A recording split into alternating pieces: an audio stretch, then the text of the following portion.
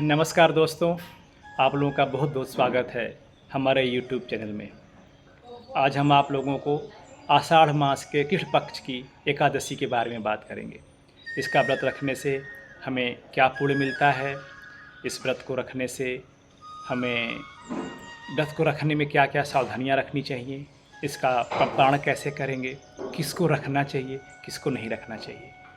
Actually हमारे पूरे वर्ष भर में कुल 24 एकादशी पड़ती हैं और एकादशी का व्रत भगवान विष्णु को समर्पित होता है। इस व्रत को रखने से हमारे पूर्व में किए गए सारे पाप नष्ट हो जाते हैं, क्षय हो जाता है उनका। बट इसका मतलब ये नहीं है कि हम व्रत करते रहें और पाप करते रहें। हम व्रत करने का उद्देश्य रहता है कि व्रत करने के बाद आपका मन शांत होता है और एक मन में आपके एक अजीब सी अनुभूति होगी और किसी भी पाप कर्म को करने से पहले हम उसके बारे में कई बार सोचते हैं। तो आज हम आप लोगों को आषाढ़ मास के कृष्ण पक्ष की एकादशी के बारे में बात करेंगे। इस एकादशी को हम योगिनी एकादशी के नाम से जानते हैं। इसके बारे में एक स्वर्गलोक की कथा है। स्वर्गलोक में एक कुबेर नाम का राजा रहता था, जो भोलेनाथ का बहुत बड़ा भक्त था। वह रोज़ाना शिव जी की पूजा करता था और उसका जो माली था उसका नाम हेम था। वो उसके लिए रोज़ फूल माला लेके आता था। हेम की पत्नी का नाम विशालाक्षी था। वो बहुत ही सुंदर थी। एक बार जब माली फूल तोड़ने के लिए गया तो अपनी पत्नी को वहाँ पर देखा और उससे कामासक्त हो गया और अपनी पत्नी से हास्य विनोद करने लगा, जिसकी वजह से उसको फूल ले जाने में देर हो गई और राजा बहुत क्रोधित हो गया। जिसके कारण से उसने माली को श्राप दे दिया कि तुम्हें ईश्वर की भक्ति से ज़्यादा अपनी पत्नी प्यारी है, तो तुम्हारा अब स्वर्ग से पतन होगा और तुम धरती पर स्त्री वियोग और कुष्ठ रोग का सामना करोगे। अब ये श्राप उस राजा का श्राप फलीभूत हो गया। वो स्वर्गलोक त्याग करके धरती लोक पे चला गया और वहाँ जा कर के भटकने लगा। उसे कुष्ठ रोग भी हो गया। उसकी पत्नी भी उससे बिछड़ गई। कई वर्ष बीत गए इस पाप को ढोते ढोते। तो उसकी एक दिन भेंट मार्कंडेय ऋषि से होती है। तो मार्कंडेय ऋषि ने उसे इस योगिनी एकादशी के बारे में बताया कि अब तुम इस दिन से व्रत का शुरुआत करो, तुम्हारे सारे पाप नष्ट हो जाएंगे और पुनः तुम्हें स्वर्गलोक की प्राप्ति होगी। इस प्रकार से जो हेम नाम का माली था उसने एकादशी का व्रत रखना प्रारंभ किया और भगवान विष्णु की कृपा उसके ऊपर हुई। उसके सारे पूर्व में किए गए पाप कर्म नष्ट हो गए और उसे स्वर्गलोक की प्राप्ति हुई। अब हम आते हैं इसके बारे में, ये हमने सुन लिया। ये कहा गया है कि अगर हम इस व्रत को रखते हैं तो इसमें 84,000 ब्राह्मणों को भोजन कराने का पुण्य मिलता है। उसके बाद हमारे पूर्व में किए गए सारे पाप नष्ट हो जाते हैं। मतलब ये नहीं है कि हम जो जाने में अनजाने में आपने पाप कर्म किए हैं उसमें आपको उससे वो क्षय होता है। बट ये संकल्प लेना होता है कि इसे हम आज के बाद नहीं करेंगे। तो इस बार जो एकादशी है 2 दिन पड़ रही है। 2 दिन, एक दिन तो हमारा शनिवार को 21 जून को, दूसरा दिन हमारा 22 रविवार को है। एक्चुअली जब हम पंचांग देखते हैं तो उसमें 7:18 से एकादशी लग रही है।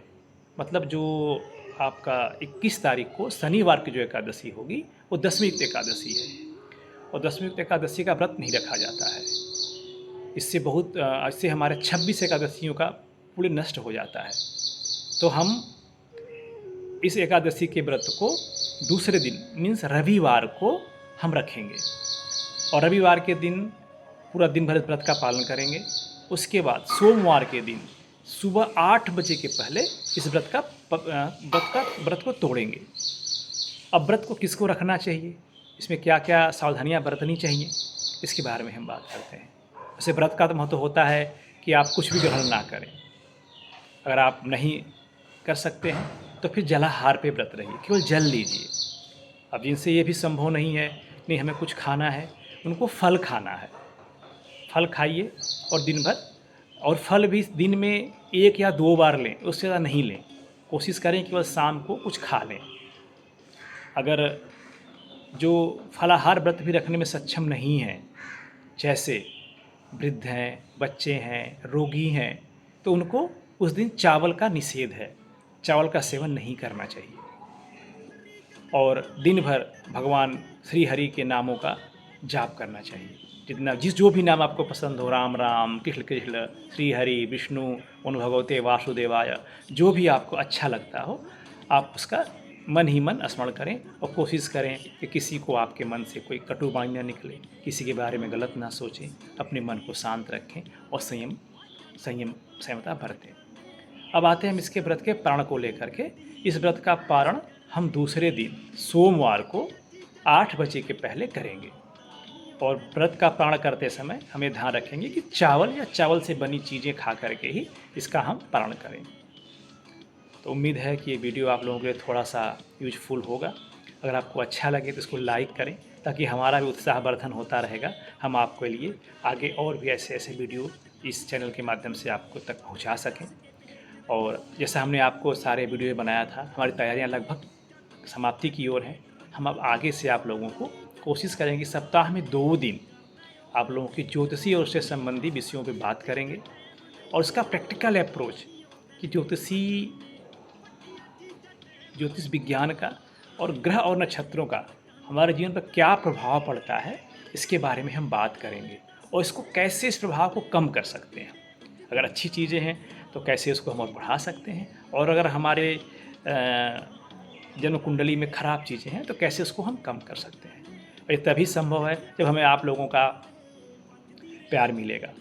मतलब आप लोग इसको लाइक करेंगे, लोगों तक पहुंचाएंगे हमारी चीज़ों को, कुछ कमियां हैं उसके बारे में बताएंगे, ताकि मैं उसके अपने आने वाले वीडियो में उसको सही कर सकूं। इसी आशा के साथ आप लोगों का बहुत बहुत धन्यवाद। ओम नमो भगवते वासुदेवाय। भगवान श्री हरि विष्णु आप सभी का कल्याण करें।